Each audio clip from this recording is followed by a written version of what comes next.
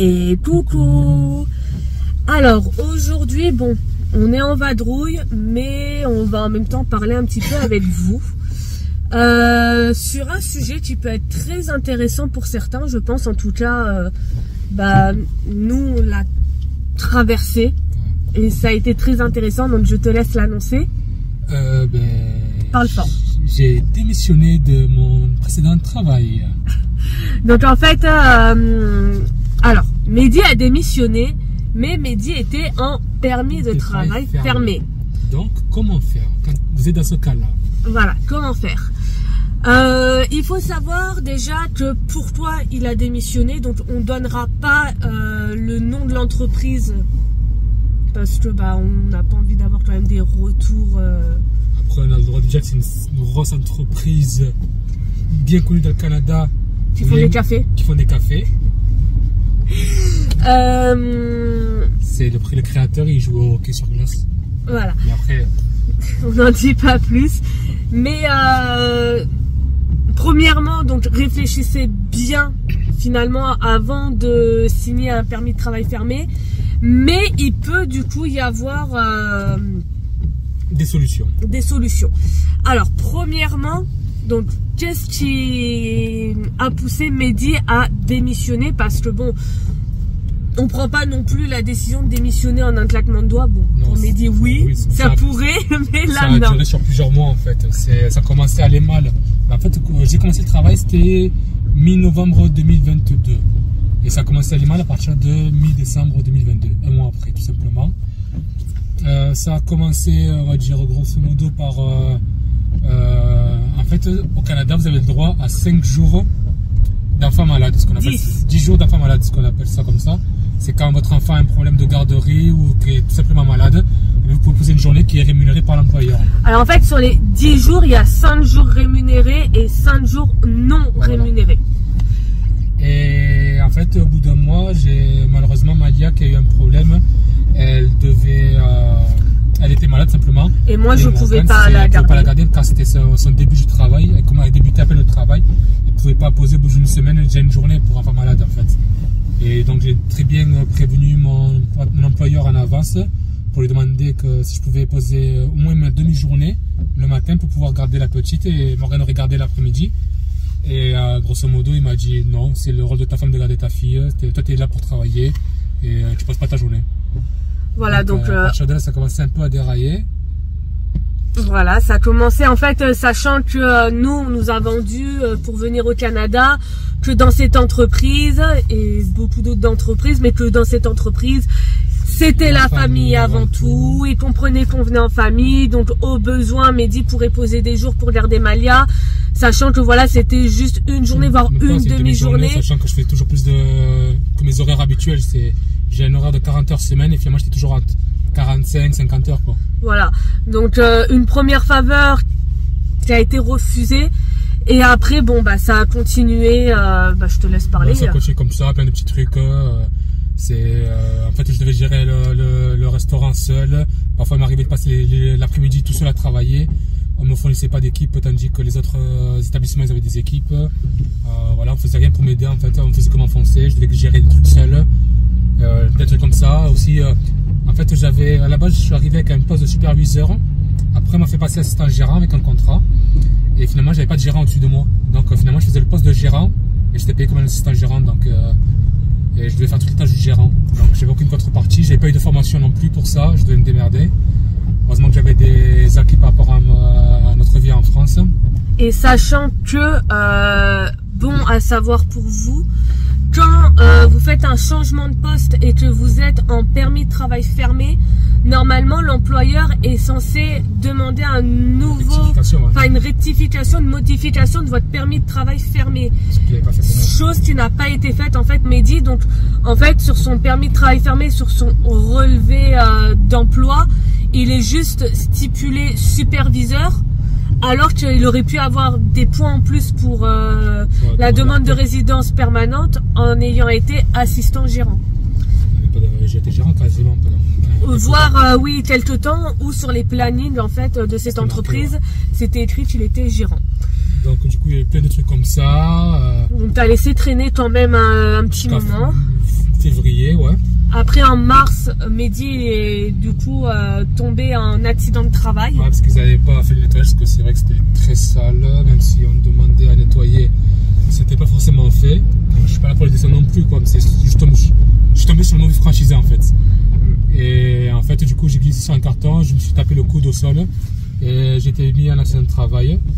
Et à partir de là, j'ai eu que des harcèlements moraux, des menaces, patati patata, ça a duré pendant un petit moment. Le problème, c'est que quand on est en accident de travail, ici au Canada, pour la reprise, il faut une reprise progressive. Ils vont pas vous mettre en accident de travail et puis vous faire revenir à plein temps direct. Sauf qu'en fait, son employeur refusait la reprise progressive. Donc, soit n'acidulait pas Mehdi sur les plannings, soit lui faisait faire le travail complet en fait, mais sauf que je pouvais pas, j'avais pas le droit, c'était illégal en fait. Donc à chaque fois je le disais à mon médecin quand les douleurs ne passaient pas, parce que j'ai une hypocondylite en fait au niveau du coude. Et du coup le médecin, chaque fois il me mettait en arrêt pendant quelques temps, après je reprenais, j'étais en arrêt, je reprenais. Et donc voilà, sauf que du coup l'employeur il a essayé de me piéger, il a voulu me faire passer voir un expert sur Montréal que j'ai fait tout simplement. Et finalement, ça s'est retourné contre lui car l'expert a bien certifié que j'étais bien blessé et tout. Donc après, il y a eu plein de petits cas comme ça, quoi. Il mettait plein de bâtons dans les roues, il essayait de m'enfoncer et tout. Et l'avantage que j'ai fait, c'est que ce qui est légal au Canada, c'est que vous avez le droit d'enregistrer les conversations les conversations avec votre employeur. Et ce qui m'a sauvé la vie, car à chaque fois, il me faisait des menaces et tout, à travers à l'oral, comme ça, quand il était face à face, sauf qu'il ne savait pas que j'enregistrais. Et du coup, après, par la suite, et en fait, il faut faire raccourci, mais ça a duré sur plusieurs mois, ça a duré sur, en gros, de février jusqu'à septembre, là, septembre-octobre. Voilà, après on va vous expliquer exactement la démarche, mais là pour vous mettre du coup dans le contexte, en fait, pour faire un résumé en quelques secondes, donc on est venu au Canada avec Mehdi en permis de travail fermé, moi en permis de travail ouvert, Malia en permis visiteur, et pour nous c'était dans tous les cas, Mehdi est resté bloqué pendant 2 ans avec ce franchisé, et finalement il y a une solution. Mais il faut vraiment, voilà, faut avoir des preuves, faut avoir un dossier. On va vous expliquer de toute façon les étapes et ce qu'on a fait. Donc ça s'appelle, là maintenant tu es... En fait, je suis avec un permis de travail ouvert pour travailleurs vulnérables, ce qu'on appelle ça. Voilà. Et donc le PTO... ils appellent ça un PTOV, mais c'est travailleur vulnérable en fait. Voilà, travailleur vulnérable. Et ça peut aller en fait entre 6 mois et 1 an. Il faut déposer une plainte auprès de l'IRCC. Auprès de l'IRCC. Et voilà, il y a vraiment quand même des cases à respecter. Enfin, faut rentrer dans des critères. Mais en gros, moi, j'ai la chance de rentrer dans les 3 critères. Voilà, Mehdi en gros, il est rentré dans les 3 critères qui étaient harcèlement moral. Il y a eu atteinte physique, le fait que il est respectait pas les le fait directive du médecin, voilà. Il me faisait travailler de force et en gros c'était une blessure pour moi en plus. Voilà, c'est considéré comme une atteinte physique du coup. Voilà, le fait qu'il était en accident de travail et que ils ont pas respecté les termes du médecin, donc c'est rentré comme atteinte physique. Et ensuite le 3e, fraude administrative. Ouais. Donc fraude administrative, le fait qu'il n'y a pas eu les changements sur les permis de travail fermés, tout ça. Donc on va vous expliquer étape par étape, mais c'était pour vous faire un grosso modo de la vidéo d'aujourd'hui qui, j'espère, va pouvoir renseigner certains. On a pu voir sur les réseaux sociaux que dans différents groupes, il y en a plein qui se trouvaient dans mon cas, surtout cet été. Ouais. Et ils ne savaient pas comment faire. Et en fait, c'est vrai qu'il existe ce moyen-là, mais il faut avoir des preuves solides en fait contre votre employeur. Et à partir de là, vous pouvez avoir un permis de travail ouvert, le temps de trouver un autre employeur qui puisse vous fournir soit un permis de travail fermé avec EMT, soit avec un jeune pro. Voilà. Donc, c'est parti, on va vous expliquer tout ça.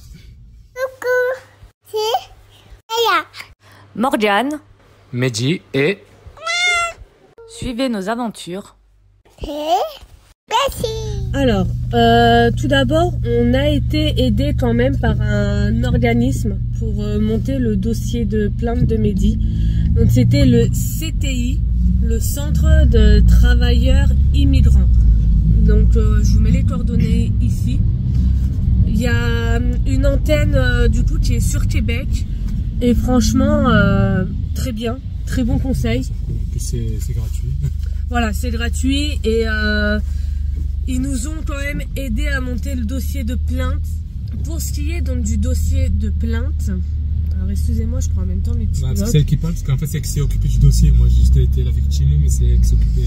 Voilà, il faut savoir que c'est ma secrétaire. Mehdi, en fait, je suis sa secrétaire, je suis sa femme, mais avant. Moi, c'est ta mec. Oui. Y a pas de... Ah oui, merde, j'ai une bague. Moi, j'ai pas de bague, je suis pas marié. Bon, en plus d'être sa conjointe de fait, de Pax et mère de ses enfants, je suis aussi sa secrétaire, son avocate, je suis son assistante sociale personnelle. Voilà, je suis vraiment une femme très polyvalente. Donc dites-lui en commentaire s'il vous plaît que c'est bien d'être paxé, mais il peut aussi faire la demande en mariage. Donc comment se présente le dossier de plainte? Donc en premier temps, bien sûr, il faut la plainte de Mehdi. Donc nous, sa plainte, elle faisait... T'es pas mal. Attendez, ça charge. Je l'ai là, donc je vais vous dire. Donc voilà, un bon dossier. Alors sachant que dans sa plainte, donc il fait tout 40 pages, on a mis énormément d'annexes et de preuves. Ouais. Donc Mehdi a fait son résumé par ordre. Alors on a essayé de faire par ordre chronologique, mais c'est vrai que c'était un peu compliqué parce que il y a des faits qui revenaient plusieurs fois aussi. Voilà, il y a des faits qui revenaient plusieurs fois, donc on faisait des points et tout ça, mais voilà. Donc une attestation en fait écrite expliquant tout. Et le mieux, c'est quand même de mettre des preuves annexes. Donc, sachant que nous, dans les preuves annexes, qu'est-ce que tu as mis? Les captures d'écran, on avait les audios, des photos, les bulletins de paie. Les bulletins de paie, parce qu'Arwa n'était pas payé comme on devait l'être, en fait. Il nous faisait sauter des heures. Les plannings où c'était noté. C'était pas noté. Enfin, voilà, c'était mal fait, en fait. Après, il y avait quoi? Il y avait énormément de témoignages. Voilà. Alors, à savoir pour les audios, chose que j'ai faite, c'est que parce que le document, de toute façon, votre dossier de plainte, vous allez le faire en ligne. Enfin, vous allez déposer votre dossier en ligne, en PDF. Donc, pour les audios, on peut pas déposer un audio comme ça. Donc, moi, ce que j'ai fait, c'est le CTI qui nous avait conseillé de faire comme ça. J'ai fait chaque audio en document Google Drive et j'ai fait donc une annexe avec tous les liens Google Drive des audios. Ça fonctionnait bien. Et ça fonctionnait oui, très bien. Donc voilà, donc première chose dans le dossier, donc la plainte de Mehdi avec donc son écrit par ordre chronologique et toutes les annexes qui faisaient donc 40. Les explications tout simplement aussi. Oui, voilà, c'est par ordre chronologique, c'était vraiment, ça reprenait et ça expliquait vraiment tout ce qu'il a subi. Ensuite, ce qui est bien à mettre, si vous pouvez, c'est des lettres de témoignage de collègues, de proches. Donc nous, chose qu'on a pu avoir. Déjà, même moi, en tant que conjoint de fait, j'ai pu faire une lettre de témoignage en expliquant quand même voilà, dans quel état je retrouvais mon conjoint, comment ça a impacté notre vie familiale quand même, tout ça, ce côté toxique qu'il avait dans son travail, et le fait j'avais été témoin de dires ou de messages ou d'appels. Ouais, comme par exemple, en fait, on a eu des promesses avant notre arrivée au Canada qui n'ont pas été tenues. Voilà, et donc, là, moi j'étais à chaque fois... Elle était là avec moi pendant les visios et tout ça, donc... J'étais présente pendant les visios, pareil, quand on le menaçait par appel, très souvent quand il était à la maison, j'étais présente. Donc, et puis même au niveau de ses blessures, du médical, je suis quand même sa femme, sa conjointe. Donc j'ai même eu des lettres de mon physiothérapeute et tout, voilà, pour témoigner. Donc un maximum de témoignages, ça peut vraiment appuyer. Et pareil, le centre des travailleurs immigrants, le CTI, le fait qu'ils ont suivi Mehdi de février jusqu'à septembre pour la conception du dossier, nous ont aussi fait une lettre de témoignages par rapport à tout ce qu'on avait pu leur rapporter, mais aussi des preuves qu'ils avaient pu voir, et en même temps appuyer sur les normes du travail en fait. Chaque erreur faite par son employeur, il le reprenait par rapport aux normes du travail. Et ça, ça donne quand même un bon coup de pouce.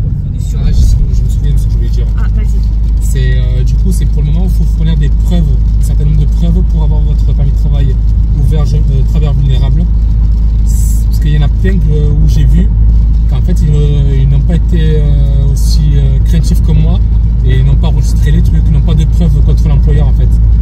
Mais si vous avez uniquement des témoignages de collègues, parce qu'on a vu que c'était nous expliquer qu'avec 5 témoignages de personnes, ils ont réussi à avoir un accord favorable en fait. Donc si vous n'avez pas forcément de preuves écrites ou de photos, de screens, de différentes de preuves en fait, les témoignages suffisent. Voilà, mais il faut quand même, c'est pas comme nous ont expliqué. Pas 2 lettres, quoi. Vous essayez d'avoir 5, 6, 10 lettres de collègues du travail. Et c'est pas style juste, oui, j'atteste que telle personne est malmenée au travail. Faut quand même qu'il y ait un minimum de concret, quoi. De détails et de concret. Après, vous avez un formulaire de l'IRCC à remplir. Alors, à savoir, c'est très compliqué de télécharger un formulaire IRCC. Parce qu'en fait, il faut Adobe. Mais alors, nous, on a Adobe sur les téléphones. Mais on n'a pas la version Adobe payante, par exemple, sur le Mac. Et en fait, il faut Adobe complet, donc la version payante, mais sur PC pour pouvoir télécharger le document. Donc du coup, ça a été tout un truc. On a dû appeler la famille en France qui avait, eux, un Adobe sur leur PC pour qu'ils nous téléchargent le document, qu'ils l'impriment et qu'ils le rescannent et qu'ils nous le renvoient. Enfin bon. Donc voilà, à savoir, si vous n'arrivez pas à télécharger les documents de l'IRCC, c'est tout simplement parce qu'il faut Adobe version intégrale, donc payante, et sur PC. Et le formulaire du coup pour la demande de permis de travail ouvert pour personnes vulnérables, c'est le formulaire de demande pour modifier les conditions de séjour, proroger le séjour ou demeurer au Canada comme travailleur. Alors c'est le CERFA IMM 5710 09 2022 F. Voilà.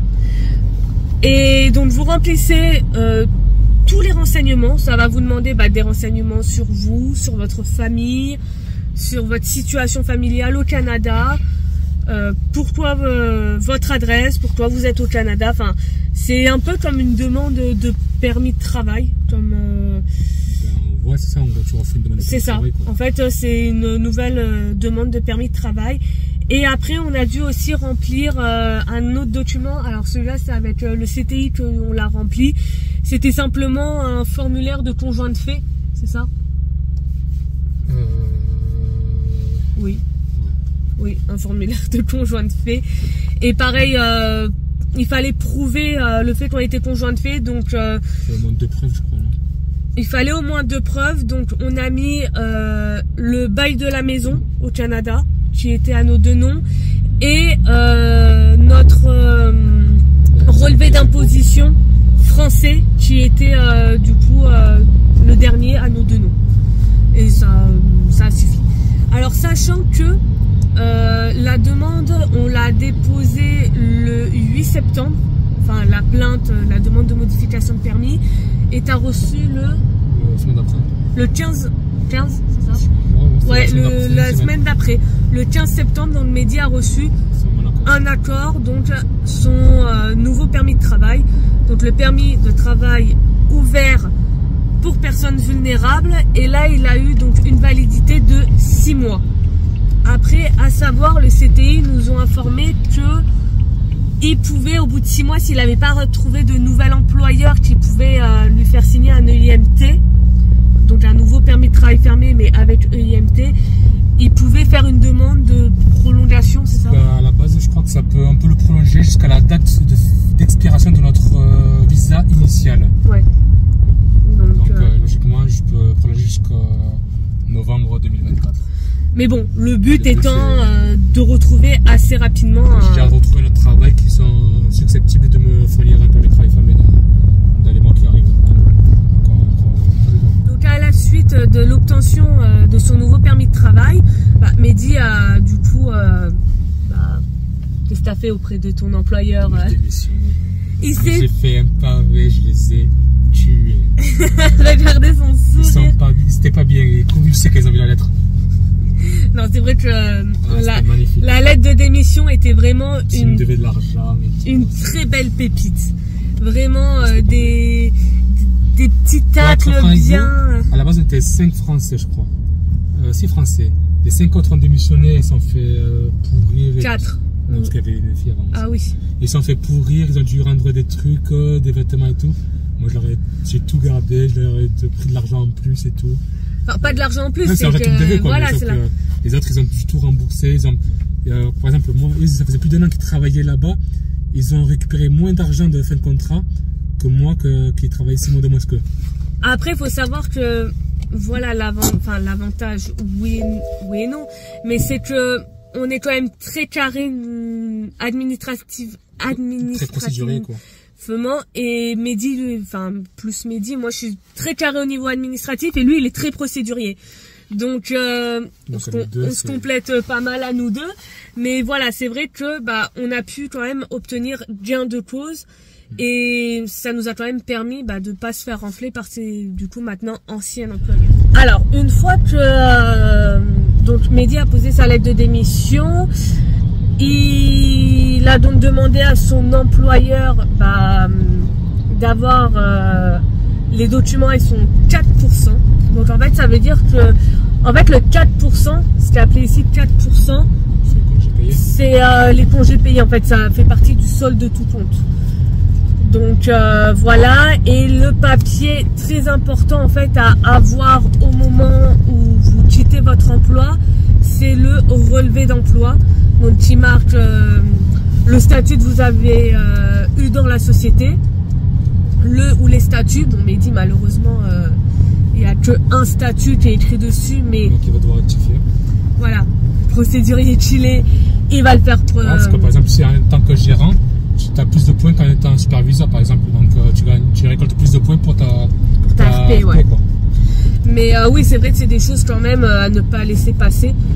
Donc le relevé d'emploi en fait ça reprend votre statut dans l'entreprise, ça reprend toutes les paies que vous avez eues, le nombre d'heures que vous avez effectuées, enfin vraiment tout ce qui est relatif à l'emploi. Alors une chose aussi à savoir, c'est que vous pouvez quand même quitter votre emploi, oui et non, mais vous pouvez faire une demande de changement lorsque vous êtes en jeune professionnel. Je m'explique, parce que là c'est pas du tout compréhensif. En fait, donc Mehdi est passé lui par du coup le statut PTOV, mais vous pouvez faire aussi une demande de changement d'employeur quand vous êtes avec un PTF, donc permis de travail fermé, jeune professionnel. À ce moment-là, en fait, c'est quand vous avez déjà trouvé un employeur qui peut vous reprendre en jeune professionnel, sachant qu'il pourra vous reprendre que sur la durée de votre premier permis de travail jeune professionnel. Je sais pas si c'est très compréhensif. Par exemple, en gros, nous, on est arrivé en novembre 2022. Le permis de travail fermé de Mehdi se termine en novembre 2024.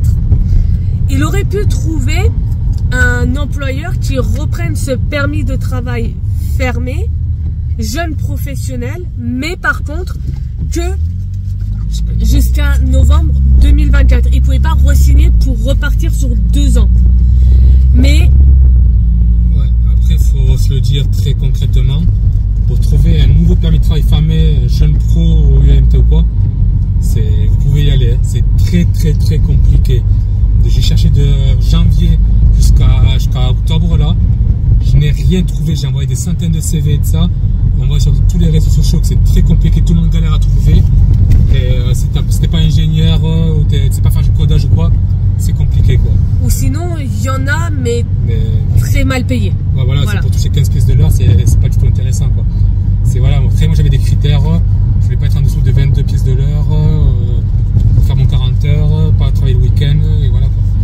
Mais voilà, mais au cas où, si vous avez la chance de trouver un nouvel employeur qui peut reprendre votre permis de travail fermé jusqu'à la fin de votre délai de votre permis de travail actuel, sur le site de l'IRCC, donc vous pouvez faire une demande de changement d'employeur.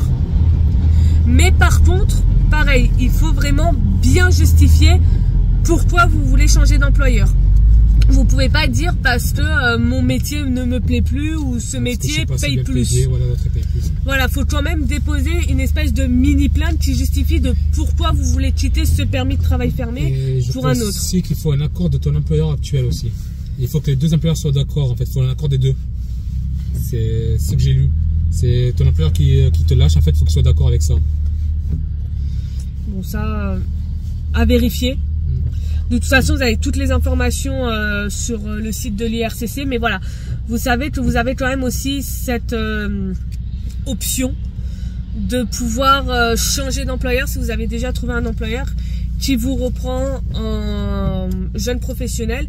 Après, si vous êtes jeune professionnel et vous avez un employeur qui peut vous reprendre directement en EIMT, alors là, c'est le Saint Graal, c'est voilà, vous démissionnez, enfin, vous attendez quand même d'avoir signé votre contrat, tout ça, d'être avancé dans les démarches, mais vous avez juste à démissionner de votre jeune pro et re-signer votre permis de travail fermé avec EIMT. Là, la chose, c'est que comme Mehdi a démissionné de son jeune professionnel, il ne peut pas repartir sur un nouvel emploi jeune professionnel. Il faut qu'il retrouve un employeur qui lui fasse par contre un permis de travail avec EIMT. Et c'est l'entreprise où tu es actuellement. Ils sont capables de faire... On attend juste une petite période d'essai pour voir si ça se passe bien de nos deux côtés, mais pour l'instant ça va. Voilà. Donc, sachant qu'ils ont déjà fait des EIMT, ils ont déjà deux Français, je crois.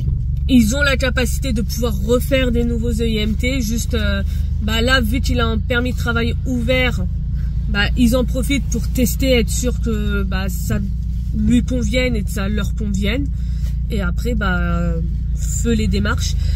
Parce que, oui, là, le fait que vous soyez un permis de travail ouvert, même si c'est en personne vulnérable, c'est un permis de travail ouvert. Donc, vous avez quand même cet avantage de pouvoir faire des essais un peu partout.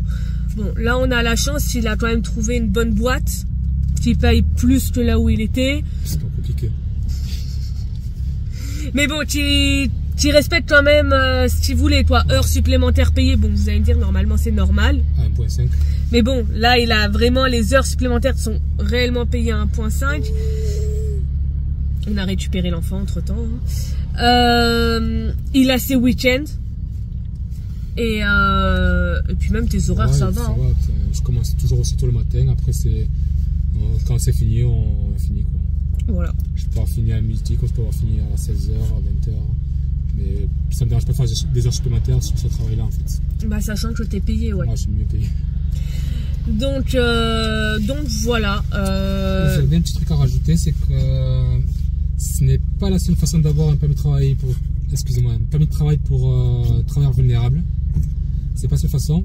C'est quand vous êtes licencié pour cause de manque de travail, en fait, ça arrive souvent. Qu'un employeur vous licencie car il n'y a plus de travail pour vous, en fait. Là, vous avez le droit de faire une demande de permis de travail ouvert pour travailleurs vulnérables. C'est pris en compte aussi.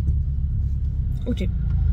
Et aussi, donc là, licenciement donc pour manque de travail, mais aussi licenciement abusif. Parce que vous pouvez être congédié de façon abusive qui n'est pas réellement justifiable. Et à ce moment-là aussi, du coup, vous pouvez faire une plainte et dire, voilà, j'ai été licencié. Certes, vous êtes licencié, mais vous pouvez rebondir avec un permis de travail ouvert pour personnes vulnérables et pas du coup avoir cette case à se dire j'ai été licencié, je me retrouve sans rien, je dois rentrer en France. Vous avez quand même cette option.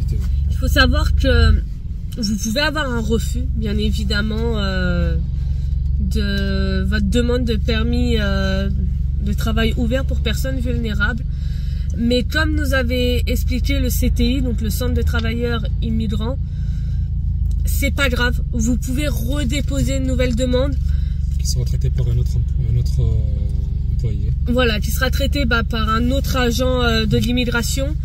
Et sachant que, voilà, vous pouvez vous dire, peut-être j'ai pas mis assez de preuves, peut-être que j'ai pas mis assez de témoignages, ou j'ai mal expliqué, donc vous pouvez un petit peu remodeler votre demande, mais ne restez pas sur un refus. Si vraiment vous avez des abus au sein de votre travail ou que pour vous c'est vraiment justifiable, comme nous, limite on a des proches qui nous disaient bon, après on connaît aussi Mehdi, hein, mais on était là, Mehdi, c'est juste que voilà, c'est Mehdi, il nous fait des médites, il veut pas, enfin il a été son propre employeur, donc il veut plus travailler pour quelqu'un, il est compliqué. Finalement, que tous les employés sont pareils. Oui, tous les employés sont pareils, mais même finalement, tu as eu quand même gain de cause. Toutes les preuves que j'ai apportées. Oui, voilà, donc même moralement, ça fait du bien d'être reconnu auprès de l'immigration. Ça retire un poids, c'est... Et le plus, c'est que ça ne porte pas atteinte pour les futurs emplois, en fait. Ils n'en prennent pas compte quand vous démarchez d'être employeur par la suite. Si vous avez un visa pour travailleur vulnérable, ce n'est pas considéré, donc voilà quoi, les autres employeurs ils peuvent pas dire ouais t'as déjà eu des problèmes avec cet employeur là, donc est-ce que tu vas pas avoir des problèmes avec moi par exemple ou quoi, ils savent pas quoi. Ouais, c'est juste en fait écrit permis de travail ouvert, il n'y a pas écrit pour personnes vulnérables ou quoi, c'est vous savez que c'est la démarche pour personnes vulnérables, mais c'est pas stipulé. Et même pour la demande de RP, c'est pas ça va pas vous impacter dans votre demande de résidence permanente, parce que d'un côté c'est pas de votre faute si vous êtes tombé sur un employeur voilà. Moi, à savoir, ça m'a pas impacté mon permis de travail. En gros, je suis venue avec un permis de travail ouvert pour conjoint de fait. Le fait que Mehdi soit en ce moment en permis de travail ouvert pour personnes vulnérables, mais donc en ce moment qu'il n'ait un permis de travail que de 6 mois, ça n'a pas impacté mon permis de travail. Moi, dans tous les cas, j'ai eu un permis de travail délivré jusqu'à novembre 2024. Mon permis de travail reste délivré jusqu'à novembre 2024. Après, quand il aura signé son nouveau permis de travail fermé avec le IMT, donc il repartira pour 2 ans. On fera à ce moment-là le tour du poteau, donc c'est-à-dire qu'il faudra qu'on sorte par la voie terrestre, c'est comme ça qu'on dit ? Du sol canadien. Voilà, faudra qu'on sorte en gros du sol canadien. Donc le plus facile c'est par voie terrestre, mais on peut le faire aussi, en profiter d'aller faire un tour en France, puis quand on rentre au Canada, c'est compté aussi comme un tour de poteau. Mais en gros voilà, il faudra que je fasse mon tour du poteau, donc que je sorte du Canada et que je rentre au Canada pour revalider mon nouveau permis de travail ouvert conjoint de fait pour les nouvelles dates qu'il aura sur 2 ans. À savoir aussi dans les papiers à fournir dans votre demande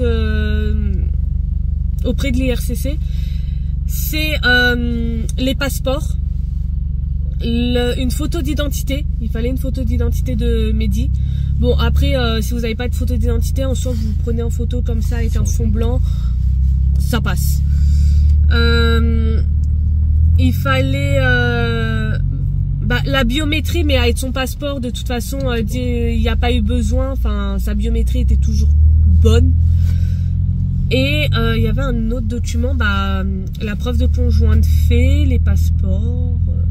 Rien à régler, du coup. Oui, et normalement, pour les permis de travail, vous pouvez avoir des frais à régler, mais là, en soi, les frais étaient pris.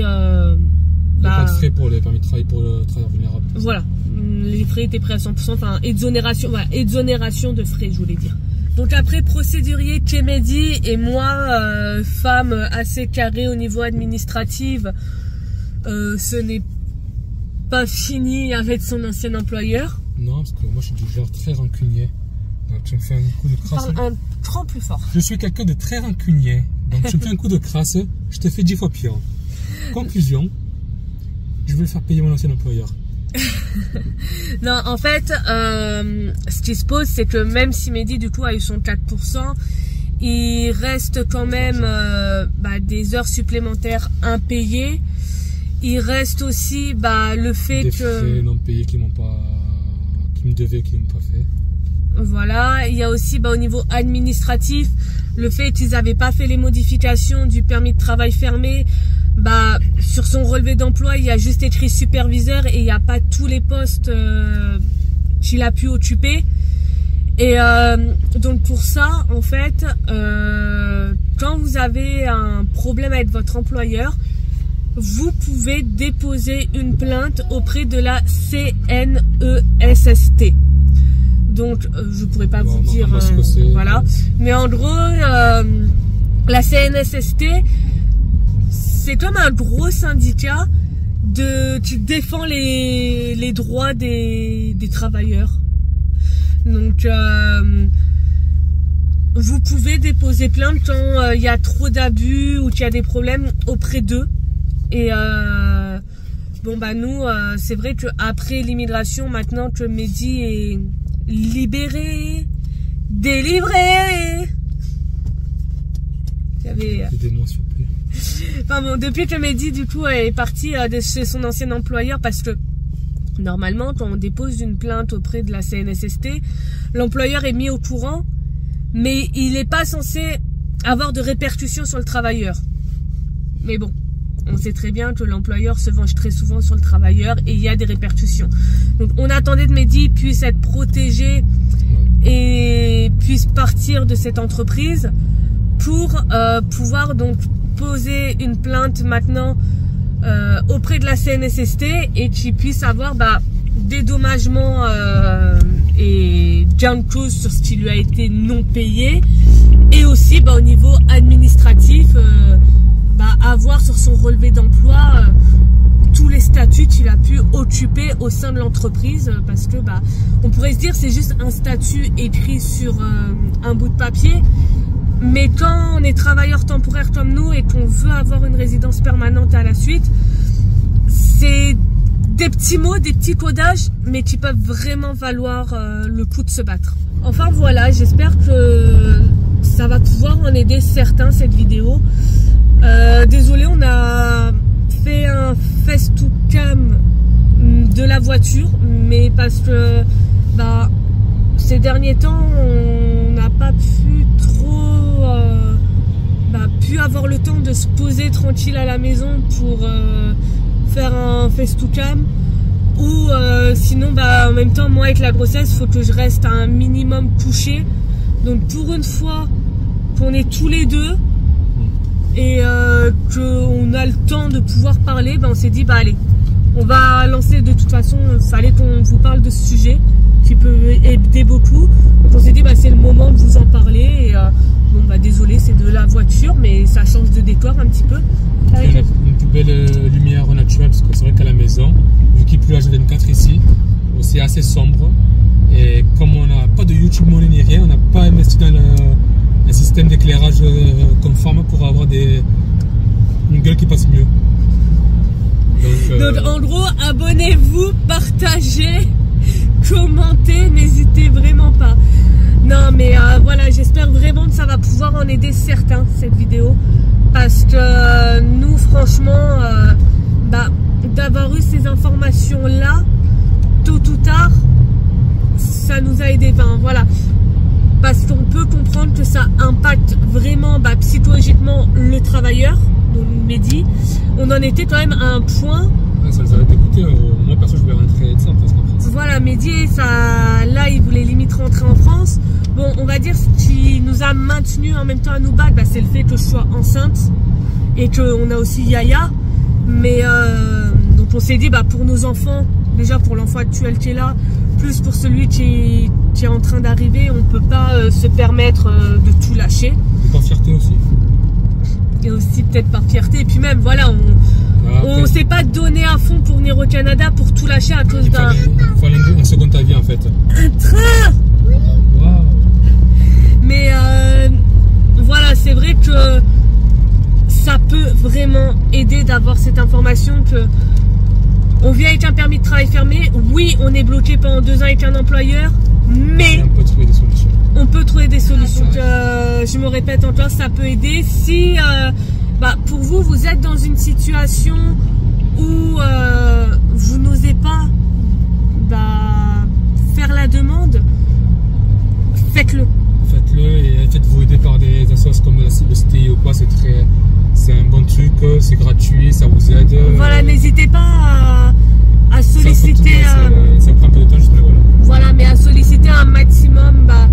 Comme nous, on a trouvé le CTI, mais il doit y avoir d'autres associations aussi qui peuvent vous aider. Donc n'hésitez pas, si pour vous, vous ressentez une faiblesse, de l'harcèlement ou quoi que ce soit au sein de votre travail, dites-vous que c'est quand même votre santé mentale qui va en pâtir, mais aussi au niveau familial.